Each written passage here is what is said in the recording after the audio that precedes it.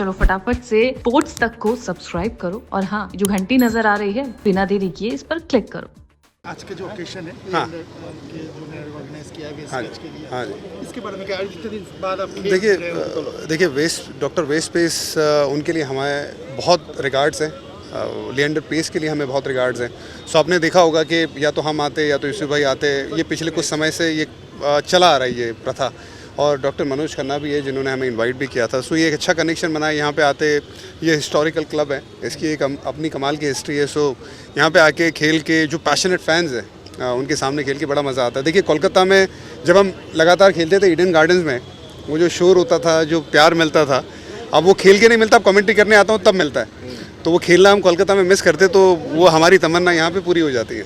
बिल्कुल। कल का जो मैच रहा आपने देखा है कोलकाता में, ये ऐसे जो न्यू सेटअप है T20 टीम में, अगर देखें न्यू सेटअप है, 1 साल बाद वर्ल्ड कप आएगा, ये टीम लेके कैसा आपका क्या लगता है T20 में? आप देखिए, सबसे पहले तो मैं सच बता दूं कि कल का मैच तो मैंने एक बॉल भी नहीं देखा। मैं इवेंट में था, मैं वहाँ पे जब गेट टुगेदर था, फैमिली भी थी मेरी, मैं इवेंट पे था करीबी दोस्तों के साथ।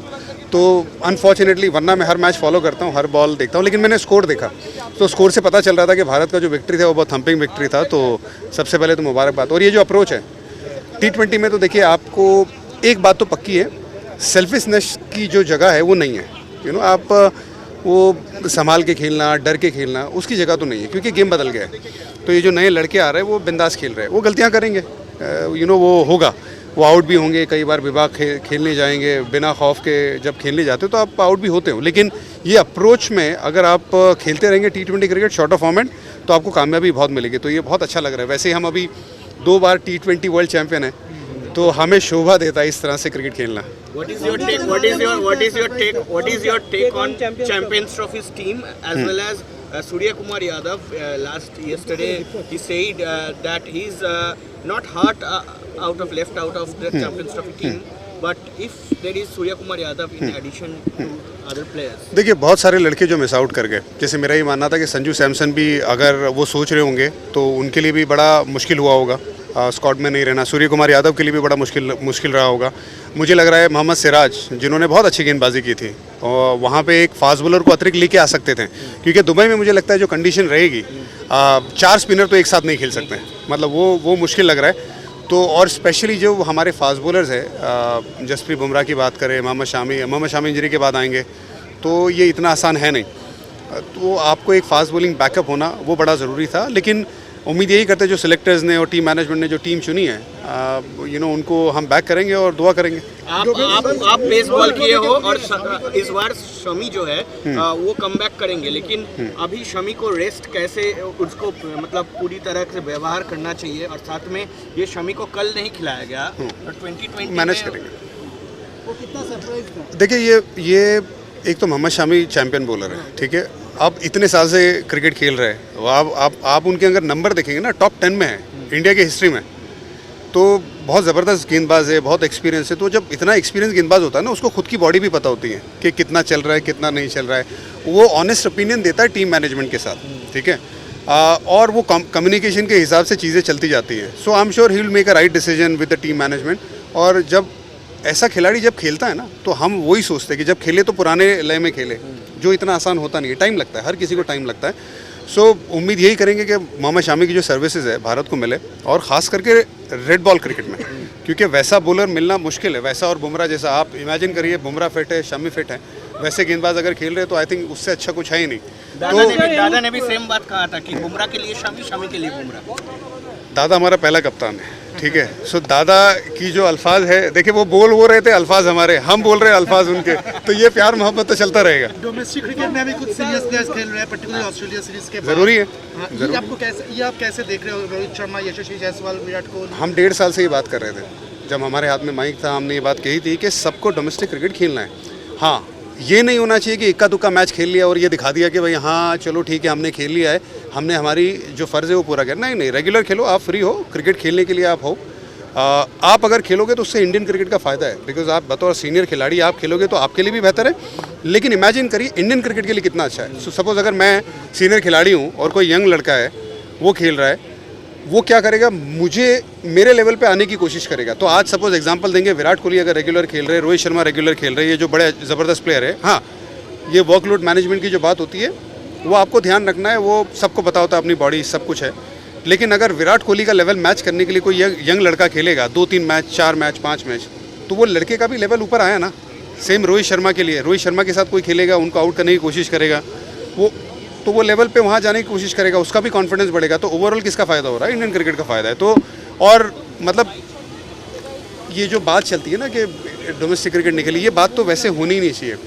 आज ऑस्ट्रेलिया का अगर हम देखेंगे, जो लास्ट में हमने देखा, जो लास्ट टेस्ट मैच हम हारे थे, वहाँ पे एक यंग लड़का ऑलराउंडर आया था, ठीक है। वो स्टार्क के सामने खेलता है, कमिंस के सामने खेलता है, उसने रन बना दिए और ऐसा लग रहा था कि पहली बार नहीं खेल रहा है। आप समझे? It is very important for all the players whenever they are free and if they don't have proper injury concern, तो क्रिकेटर तो क्रिकेट खेलने के लिए पैदा हुआ है ना, तो खेलो। एक बात 2007 में हमने देखा था जो टीम वर्ल्ड कप खेले थे राहुल द्रविड़ के अंदर में, उनका जो ड्रेसिंग रूम था, उसके बाद जो वर्ल्ड कप खेला धोनी के अंदर में, उसका जो ड्रेसिंग रूम था पूरा अलग था। इस बार भी देखा ऑस्ट्रेलिया में जो ड्रेसिंग रूम है और अभी जो ड्रेसिंग रूम है पूरा अलग है, एक ही टाइप का सिमिलर। आप गए थे ड्रेसिंग रूम में? नहीं, बाहर आ रहा है, उससे रिलेट करके। देखिए, मुझे लगता है कई बार तो बहुत चीज़ें बहुत बाहर से बहुत ज़्यादा और ज़्यादा चलती रहती हैं, और एज ए एक्स क्रिकेटर हम चाहेंगे कि अच्छा ही माहौल रहे, वो हमेशा बड़ा ज़रूरी है। अच्छे माहौल के साथ क्रिकेट खेलना, अच्छे माहौल से टीम का परफॉर्मेंस और इन्हांस हो जाता है। तो ये चीज़ हमने पूरा नोटिस किया हुआ है, हमने महसूस किया हुआ है। अच्छी बुरी चीज़ आपने चीज़ें बात की हैं, और ऐसा नहीं था कि राहुल द्रविड़ के अंदर में अच्छा माहौल नहीं था। वो वर्ल्ड कप में एक अलग जो नेगेटिविटी चल रही थी वो पर्टिकुलर वक्त पे, तो उससे ज़रूर फ़र्क पड़ता है। लेकिन कैसा है कि बहुत सारी चीज़ें हैं, बहुत सारी चीज़ें। अभी हिस्ट्री में जाएंगे तो फिर है ना, अभी आप भी माइक पकड़ के 2 घंटा खड़े रहेंगे, मैं बात करते रहते, वो मेरी बैटिंग चली जाएगी। लेकिन इम्पॉर्टेंट ये है कि कारण कोई भी हो, इंडियन क्रिकेट को और सारे प्लेयर, सारे मैनेजमेंट को, सबके दिमाग में एक ही बात होनी चाहिए, इंडियन क्रिकेट सबसे ऊपर है। तो जब आप फील्ड पे जाते हो ना, तो और ऐसा नहीं है कि सिर्फ हमारी बात है। हमें याद है जब ऑस्ट्रेलिया के सामने हम 2003-04 में खेल रहे थे, हम डेब्यू कर रहे थे, डीन जोन्स हमारे ड्रेसिंग रूम में आए थे। उन्होंने कहा था कि ये देखो जो ऑस्ट्रेलिया की टीम है, जो स्टीव वो आखिरी उनका वक्त था, क्योंकि वो ट्रांजिशन पीरियड में थे। स्टीव वो के बाद नया कप्तान आने वाला था, रिकी पॉन्टिंग की बात चल रही थी, ठीक है। उससे पहले गिलक्रिस्ट साहब ऊपर थे, शेन वॉर्न की बात चल रही थी, बहुत सारी, फिर वो कैप्टनसी नहीं हुई। तो उन्होंने कहा था कि देखो ये ड्रेसिंग रूम टूटा हुआ है, उससे साफ पता चल रहा है जिस तरह से भाग रहा है। तो हम सिर्फ हमारी इंडियन टीम के बारे में नेगेटिव बात ना करें ज़्यादा, तो अच्छा है, क्योंकि वो जो हो गया, हार गए, आगे बढ़ो।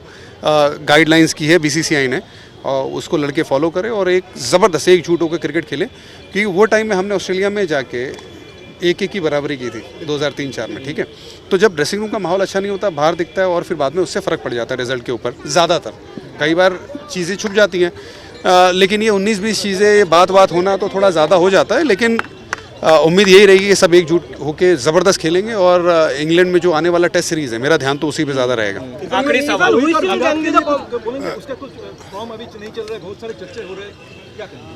नहीं, देखिए, वाइट बॉल की जब बात आएगी ना, तो ये आप देखेंगे रन बनाएंगे, इसमें कोई दो राय नहीं है। उनको जो भी चीज़ें ठीक करनी है वो रेड बॉल क्रिकेट में ठीक करनी है। वो एक मसला है, चाहे वो विराट कोहली का ऑफ स्टंप के बाहर का मसला हो या रोहित शर्मा का जो फॉर्म नहीं है, वो ज़रूर मसला है, उनको वो सॉर्ट आउट करना होगा। मैंने अपना ओपिनियन दिया है, आपको पता है मैंने अपना ओपिनियन क्या दिया हुआ है। बहुत बड़े प्लेयर्स हैं दोनों, इसमें कोई दो राय नहीं है, लेकिन वाइट बॉल में उसके साथ मिक्स मत करिए।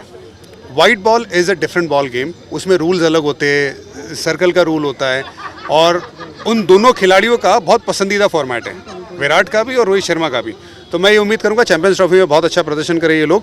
लेकिन जो मैं तो अभी बहुत आगे का सोच रहा हूँ, ठीक है। आई एम श्योर क्रिकेटर जब खेलता है वो 6 महीने का आगे का नहीं सोचता है, मैनेजमेंट सोचता है, सिलेक्टर सोचता है कि कैसे करेंगे, क्या प्लान करेंगे। तो उम्मीद है कि उनकी अच्छी प्लानिंग ऑलरेडी स्टार्ट हो चुकी होगी। तो बस उन्हें ऑल द लक कहेंगे, और डरिए मत, वो रन बनाएंगे। दोनों खिलाड़ी तगड़े खिलाड़ी हैं। स्पोर्ट्स की खबरें ढूंढ रहे हो तो इधर उधर क्या देख रहे हो? चलो फटाफट से स्पोर्ट्स तक को सब्सक्राइब करो, और हाँ, जो घंटी नजर आ रही है, फटाफट से बिना देरी किए इस पर क्लिक करो।